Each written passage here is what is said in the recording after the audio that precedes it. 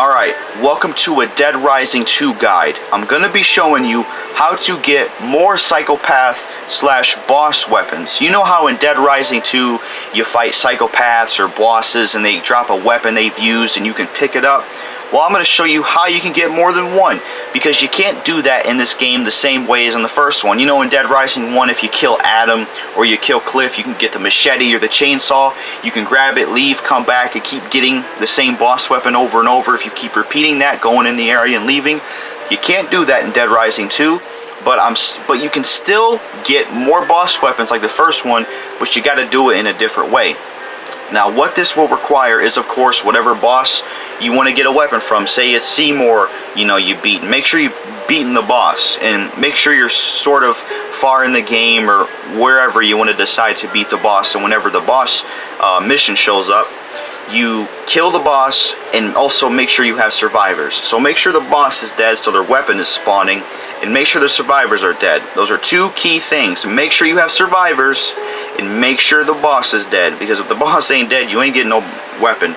Now, before I continue with this guide, to my subscribers and to the people who watch my channel, I know I made a video saying I'm leaving YouTube and this and that.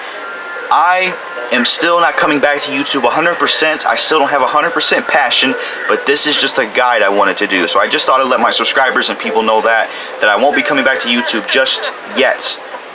And, I don't want to dwell on that because people came here for a guide, but I had to let people know. Anyways, let's get started with this guide. So I am in the Atlantica Casino, and I want to get more magician swords. I don't like how I can only get one. So what you do is, if this is a magician sword or wherever you go that has a boss battle or you killed a boss and their weapons are there, pick it up. I'm picking up the magician sword.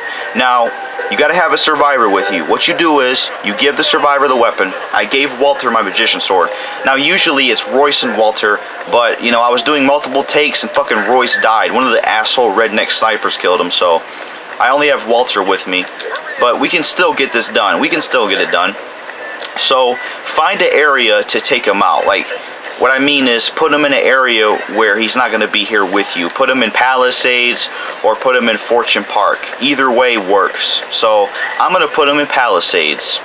Now, what this basically does is, when you put him in Palisades, or like if you put him in another area and you're coming back in this area, he will hold your boss battle weapon for you, and you go and get another one, because when you go in the area where the boss battle psychopath weapon spawns, it's not gonna, it's not gonna notice you having a boss battle weapon in your inventory and neither will it count the survivor because he is not with you, but he will still be holding your weapon. Just remember that.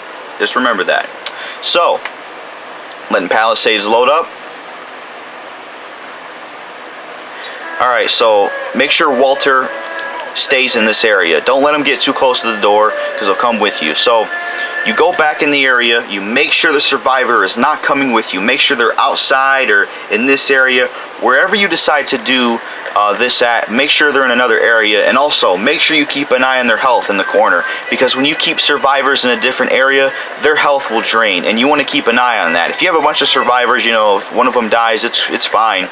But it will decrease the amount of boss weapons you can get. But I got to be careful because I only got one survivor. So keep an eye on their health and make sure they don't die. Now, as you see, there's another magician sword, and when I go back, Walter will be carrying the magician sword, because I thought at first, I was like, if I do this, they'll probably get rid of his magician sword because I'm picking up one. Nope, that's not the case. He'll still be carrying your magician sword. And what's cool about the survivors is, if you let him use a weapon or a gun, it won't run out of ammo, the weapon won't be broken or damaged. That's what's pretty cool. So you don't have to worry, like if he's swinging the magician sword or using the 6-shooter, he won't be using it up. It doesn't use it up at all, which is pretty cool. So, as you see, let me get him over here. As you see, Walter has a magician sword, and I have one too.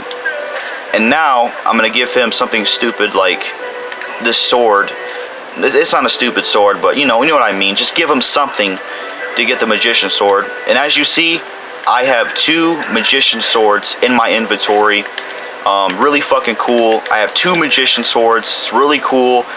you know, to have more than one, because I really like this weapon. It sounds cool. It's fucking badass sword, mini sword. So that is my guide for how you can get more Psychopath slash boss weapons. All you gotta do is go to an area where a boss is dead. Say it's Seymour's 6-shooter, or it's like, you know, Roger's magician sword. All you gotta do is grab the boss weapon, have a survivor with you, give the survivor the boss battle weapon, take that survivor outside, or, you know, basically just take him to another area in the game like this, and then go back to that area with the boss battle weapon, pick up the boss battle weapon, and then come back, and your survivor, you know, I already picked it up from him, but he'll still be holding your boss battle weapon that you gave him. So like I said, go to a boss battle area, take the boss battle weapon, you know, make sure you kill the boss, pick up the boss battle weapon, give it to the survivor, take the survivor out to an area where he won't follow you, and make sure you aim and press Y and keep him outside or wherever you want to keep him,